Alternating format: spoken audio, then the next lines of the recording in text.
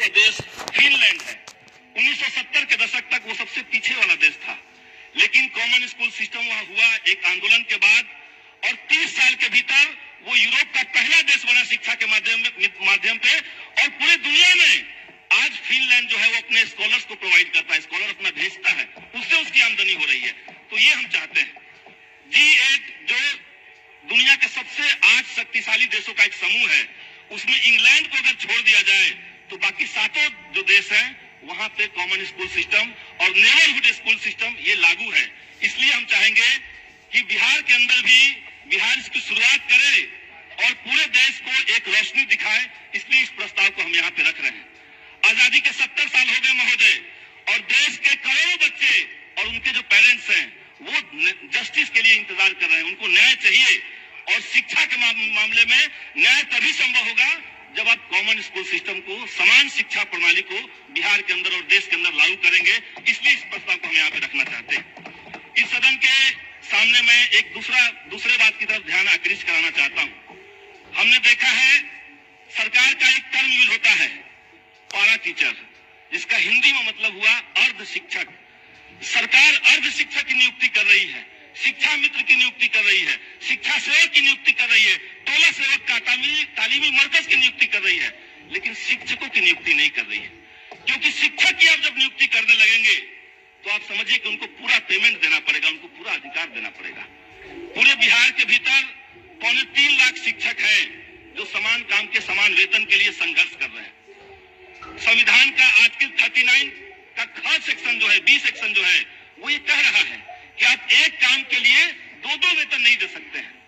महोदय, हम इस सदन में ये बात कहना चाहते हैं कि माननीय विधायक यहाँ पे जितने हम लोग मौजूद हैं, अगर ये नियम बन जाए कि आधे विधायकों को पूरा पेमेंट, पूरा टीए और डीए मिले और आधे विधायकों को कोई टीए डीए नहीं मिले, सिर्फ आधा वेतन मिले, आप समझिए इस सदन के अंदर किस तरह का माहौल होगा, सदन का लोकतंत्र कैसा होगा, ये समझना चाहिए।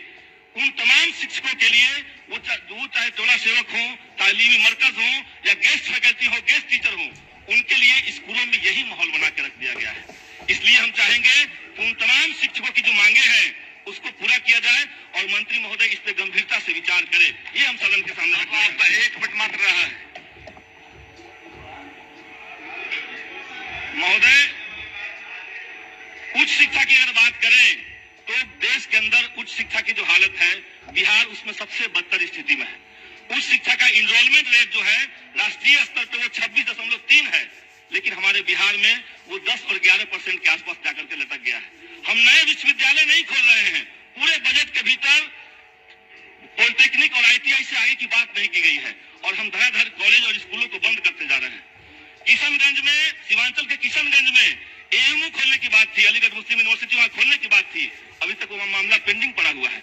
मगध यूनिवर्सिटी, उसके 118 एकड़ जमीन को सरकार ने IIM को दे दिया है।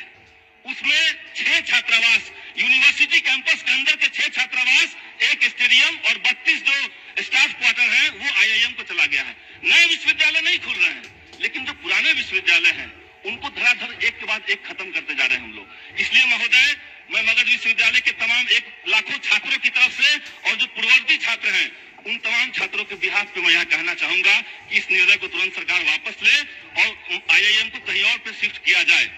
इसके अलावा जब शिक्षा पे बात हो रही है तो 2 पॉइंट मैं बस महोदय कह करके बैठ जाऊंगा। जब शिक्षा के बात हो रही है तो निश्चित तौर से परीक्षा पे बात होना चाहिए। शिक्षा से जुड़े हुए नौजवानों का जो रोजगार का मसला है उस पर बात होनी चाहिए। 94,000 टीचर को लेकर के इस सदन में कई बार बात हुई, मंत्री महोदय ने कहा कि उस पर सरकार काम कर रही है।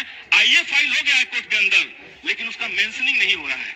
जब तक मेंशनिंग नहीं होगा तब तक कोर्ट की सुनवाई नहीं होगी, तब तक उनकी नियुक्ति नहीं होगी। इसलिए मंत्री महोदय से आपके माध्यम से मैं कहना चाहूंगा कि उसकी मेंशनिंग जल्द से जल्द करवाई जाए।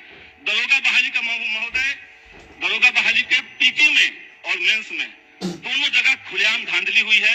अखबार में छपे हुए, सोशल मीडिया में उसका सबूत घूम रहा है। उसमें स्टूडेंट्स को न तो क्वेश्चन पेपर दिया गया, न कार्बन कॉपी जो OMR शीट की थी वो उनको दिया गया, और न तो रिजल्ट के प्रकाशन में कोई कट ऑफ दिया गया है, न तो कोई मॉडल आंसर की दिया गया। उसमें एक इंक्वायरी हो, वो बहाली रद्द हो।